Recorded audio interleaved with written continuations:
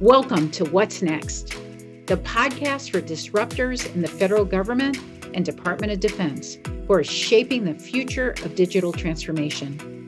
With a new administration setting fresh priorities and technology advancing at breakneck speed, the stage is set for an unprecedented era of innovation. Change isn't just inevitable, it's an opportunity to reimagine what's possible. Each episode will bring you front row insights from visionaries driving breakthroughs in artificial intelligence, quantum computing, cybersecurity, data strategy, acquisition at the speed of innovation, and beyond. Discover how they're turning challenges into opportunities and building the foundations for tomorrow's government.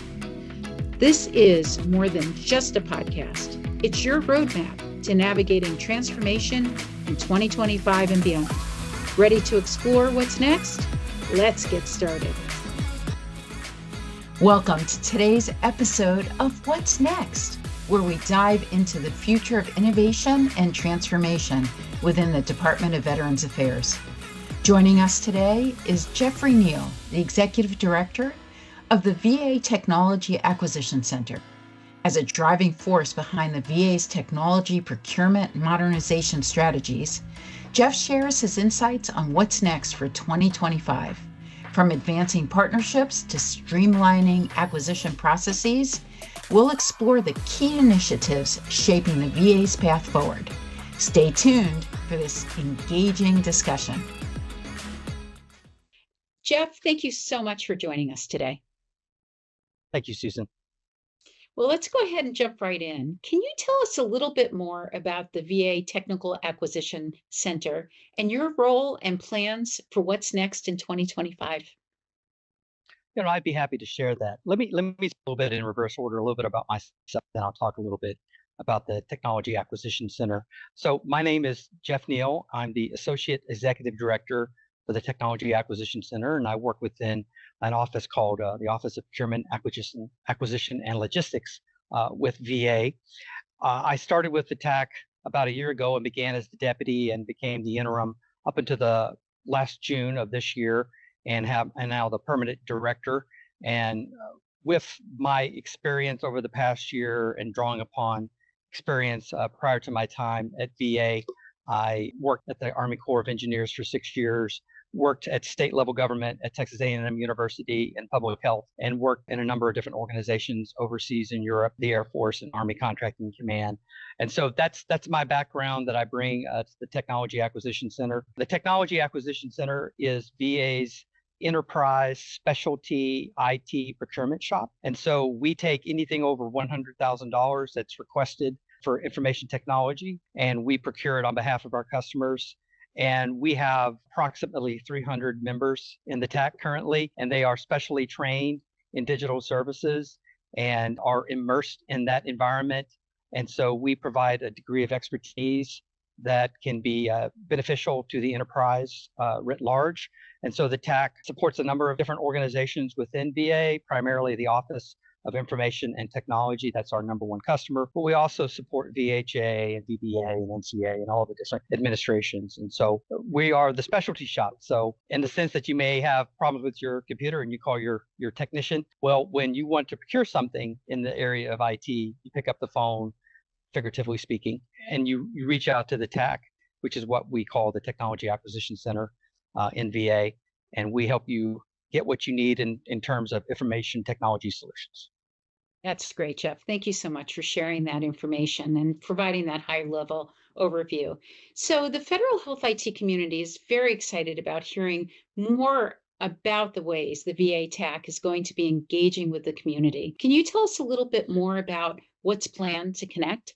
Yeah, I would love to share that. I think for those who maybe have gotten to know me in other events, you have seen that we're trying to be transparent. We're trying to be more involved with our community here in New Jersey, and we're trying to be involved more with the larger community that works in digital services, particularly those that support VA.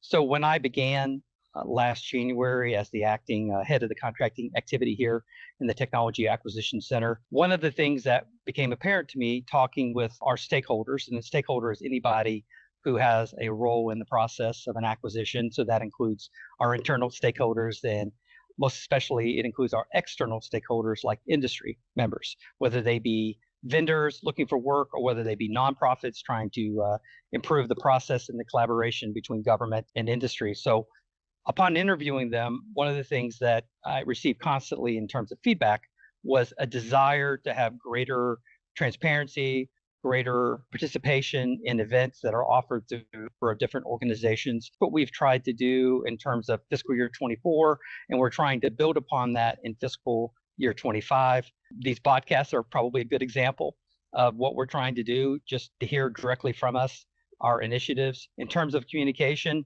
those different groups of stakeholders that I mentioned, internal and external, we have different strategies depending on what type of stakeholder we might lump you into. So of interest to people listening to this podcast, probably external stakeholders.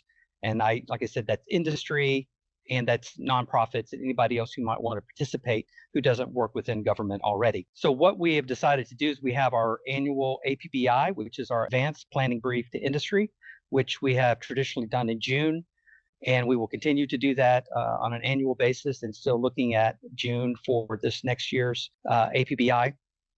However, what we'd like to do to build upon the APBI in the spirit of being more collaborative and being more transparent and being more involved with the community is to take it out of the New Jersey area, as we did last year, and try to bring it into where we think the majority of vendors may find it convenient to travel to, or they may already be located in that area. So we're looking at the DC, Northern Virginia, Maryland area to bring the APBI to where we think it can be most conveniently accessed for the broadest group of people. Now, not everybody is in that area, and not everybody's in this side of the country.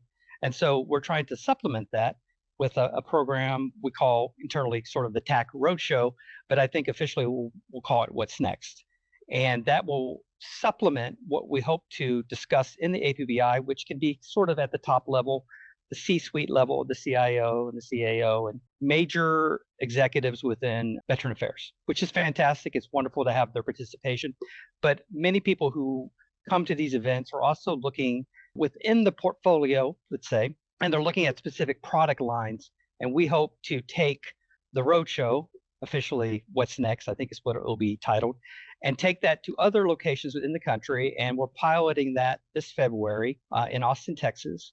And the hope is we take OINT executives or any other executives that have a significant portfolio of work for VA, and then pair them with TAC leadership like myself and our new deputy, Jeff Bishop, and others who may be co-located in that area, and then have something that's a little bit more in depth and also maybe a little bit more interactive. We'll have panels, and we'll also look at training for new entrants to grow the industrial base. And that really kind of leads me up to my third thing. So APBI, TAC Roadshow, at least one night, Austin, Texas, maybe more engagements in the future if it's successful and people seem to appreciate our efforts in that area. But we're also planning that with that APBI, that there would be another day associated with it where we can do what we call a TAC boot camp. Now that may be for people who were in the military like myself, maybe that brings back bad memories, and maybe we'll rename it into something that's a little bit more pleasant. But for the moment, we're going to call it the TAC boot camp. And that TAC boot camp is going to be more or less focused on people who are less experienced, maybe have never worked with the TAC or VA, and try to give them some basic information and level set their institutional knowledge against others who may be incumbents on current contracts or nonetheless have an extensive history with VA. And we're going to try to provide some information so that people who are coming in and want to work with VA have special technologies in particular that we could benefit from within VA. We want to make the opportunities more abundant and easier for them to participate in that process and have a greater chance of winning work and forming a relationship with VA. So we want to have a boot camp that should be the day after the APBI, that subject to change, of course. And then we're also looking at improving the partnering process by getting with customers within VA and saying, what's next? What are you looking at in terms of future competencies, technical skills that may not be commonly found on most teams? What can we provide to industry to tell them what we think would be reasonable or maybe beneficial partners to add to your teaming arrangements?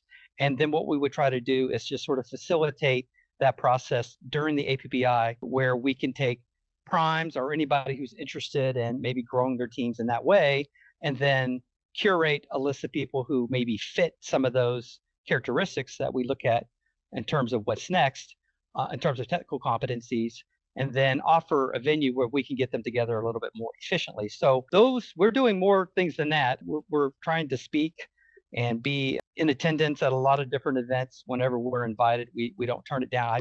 I joke I haven't turned down an invitation since I've been here.